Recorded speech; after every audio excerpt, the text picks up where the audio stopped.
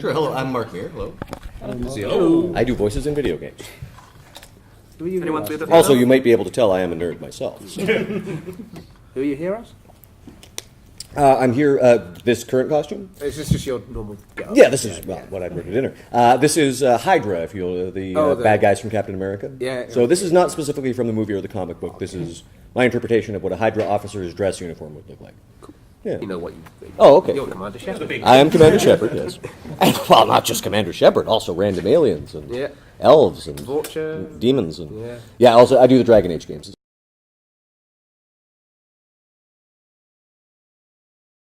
There were several times where I was having conversations.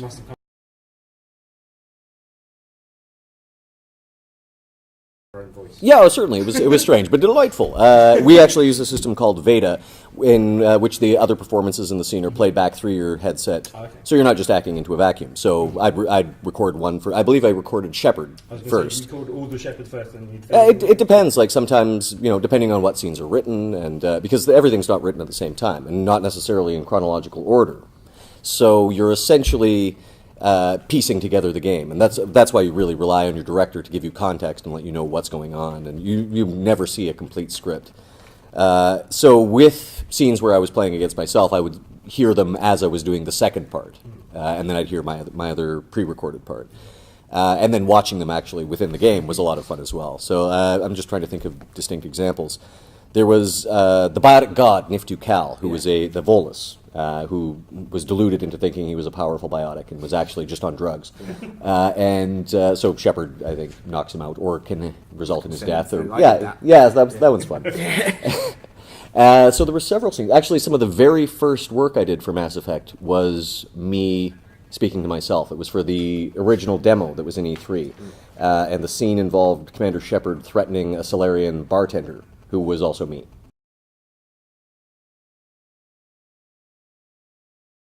This was basically as they were gearing up. By that point, I already had been cast as Commander Shepard.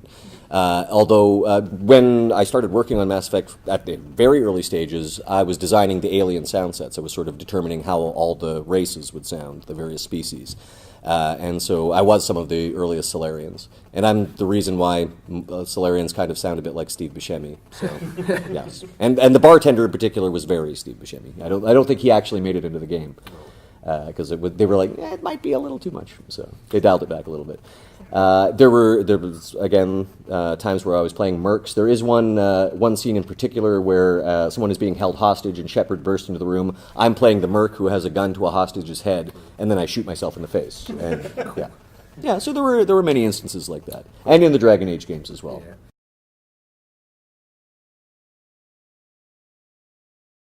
I'd say it helps immeasurably because a lot of the time you're dealing with what's essentially a cold read. You hardly ever see your script before your session.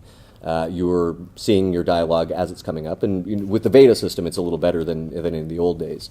But being able to drop immediately into character, being able to just sort of roll with the punches that way, that really helps. And actually, I always promote improv as being invaluable in almost any branch of acting.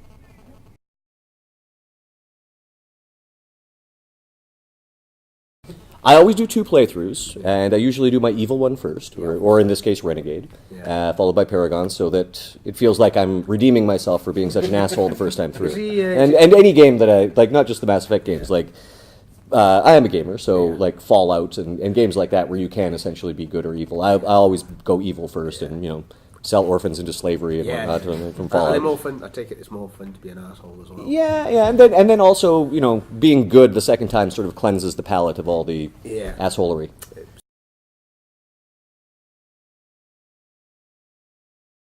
Good or evil, like the Paragon. Well, the Renegade, let's face it, tends to have a little more fun with the snarky lines, and certainly, it's not necessarily my performance, but the Renegade interrupts in the game are a lot more fun because, let's face it, it's pretty fun to throw someone out the window or, and no offense, to punch the reporter in the face. This happens in the game. And actually, the lady who plays the reporter that I punch in the face is a very good friend of mine. She's her brother was actually my best man at my wedding. So you didn't punch him? I didn't punch him. I punch April every time I see her, though.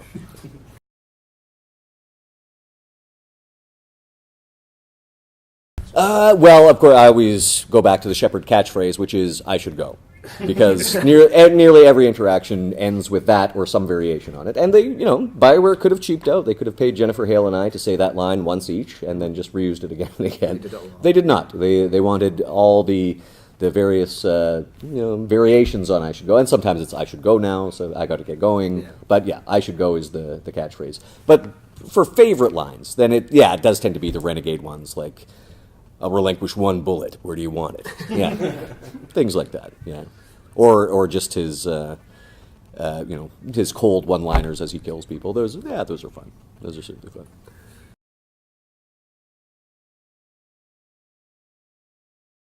The one that I'm most apt to record for people's outgoing voice messages and things, it's usually some variation on "I'm Commander Shepard, and this is my favorite blank on the blank." So, just plug a couple of nouns in there, and you're fine. Yeah, that and also "I should go," and let's see what else.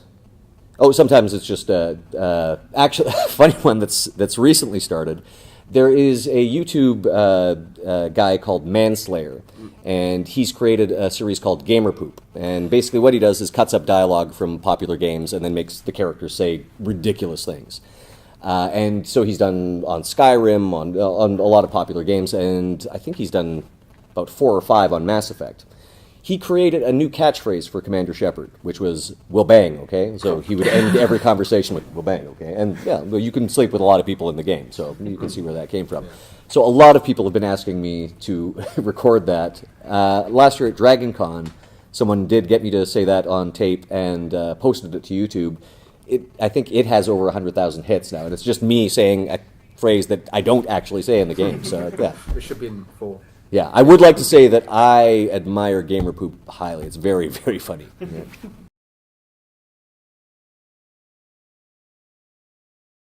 I essentially knew that it was planned to be a trilogy, but there was no guarantee that we would do a second or third game. I'd worked for BioWare before. I'd been working for them since 1999. I started on the Baldur's Gate games. And so I knew that they produced, and I played all their games too, so I knew they produced good games, and quality is generally rewarded with success. Some, not always, but it helps. I didn't have an idea how popular it would become. You hear very flattering comparisons to Star Wars and things like that. So yeah, I was blown away by how ingrained in popular culture it became, and how many people just love it so deeply. And Mass Effect fans especially have such a strong connection. Like, I'll put them pound for pound with any fandom. Like, even like super dedicated ones, like say the Firefly fans, or the Browncoats as they're called. They invested so much in the game because I think of the relationships and the way that they were just able to really become invested in the characters.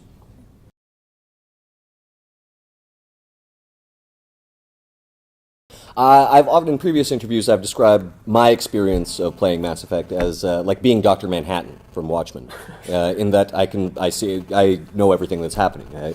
I don't have a photographic memory, but as I'll start to play a mission, it'll be, oh yeah, it's this one, and I'll remember all the ways it could possibly end. So in a sense, it is like being Dr. Manhattan, the puppet who can see the strings, going through the motions, as it were. But it's really fun to see it all together, because it's rare that I'll have seen any visuals from the scene. Occasionally they'd show an animatic for when things had to be synced up, but usually you're just seeing text, and then you're seeing it all put together in the game. So, I mean, that part is certainly rewarding. And also, bumping into my friends as aliens is like, oh, hey, that's Jeff. Yeah. It's a very unique experience, because I know a lot of video game voice actors don't necessarily game themselves. So I'm not sure how many other people share that experience with me. It's like, I know Jennifer doesn't game so much because she's actually, doing action hero things like climbing mountains and things like that. So I will say that it's sometimes more fun for me to play a game like Dragon Age, where I'm not necessarily privy to details of the plot. It'll be more like, open a cave and it's like, oh, I've discovered myself as a bad guy. And like, I've killed myself, and now moving on to the next me that I will kill. And so the fact with Mass Effect is, because I was playing Commander Shepard, I knew pretty much everything about the plot going in. And yeah, it is an odd experience to play the game. It's like you're playing, you're like, oh, I was ill that day. Yeah, yeah. Well, and also, it's sort of...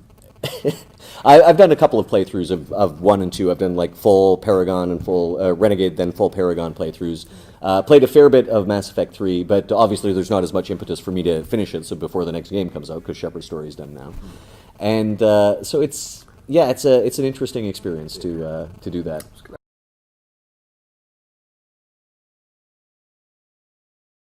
I believe I would not be allowed to tell you, even if I was. Would However, you like to be involved? well, certainly, yes, I can tell you that. I would point out that there are entire alien species that I am all of. So, yeah, I'm all of the Vorcha, I'm all of the Hanar, I'm many of the Volus.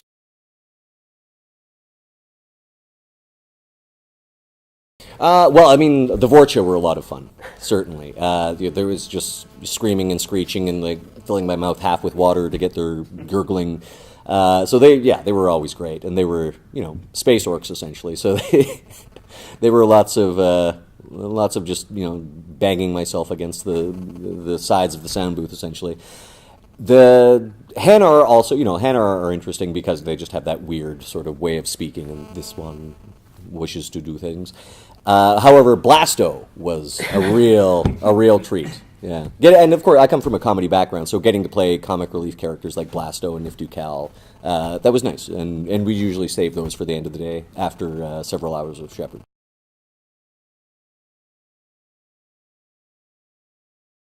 Well, I just came, actually, this is my second costume of the day. I just now was wearing my full Commander Shepard armor at a big Mass Effect cosplay rally.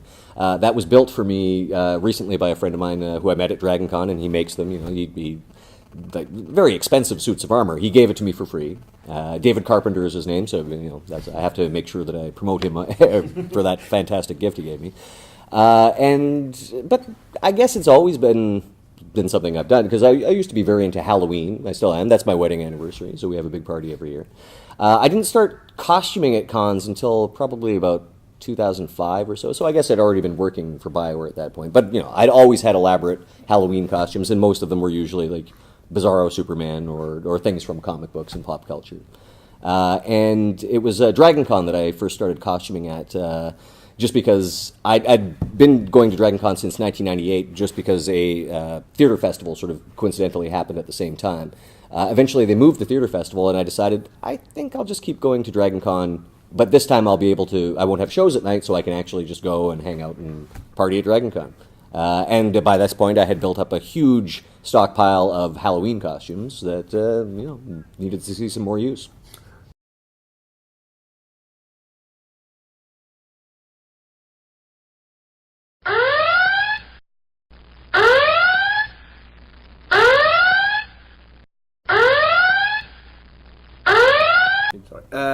The whole ending debacle. Debacle, yes. Debacle. Well, I think of it more as a misunderstanding.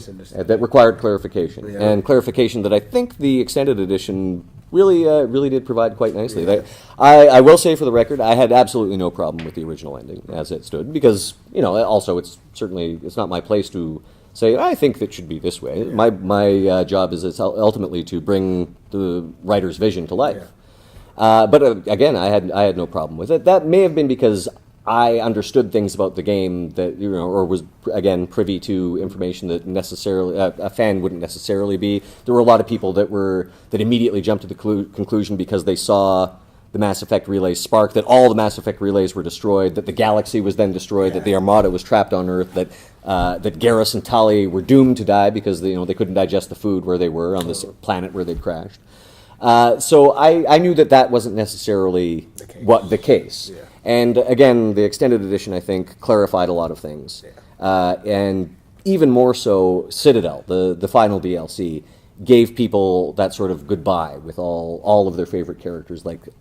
It's my favorite DLC thus far, actually. The amount of fan service, the amount of in-jokes, the amount of just emotional closure that's in that. It was really fun to record. Did just practically say that was your favourite DLC? On the Citadel. The Citadel is my favorite DLC on the Citadel. I just wanted to... No, absolutely. So, when the game first came out, I think my favorite ending was the Destroy ending. Yeah, I did that. Because of course you got the possibility that Shepard might still be alive. And after the extended cut, I'd have to say Control was my favorite ending. because Shepard becomes an immortal Reaper god, and also I got to voice that ending. So yeah. There you go. Smashing. Thank you.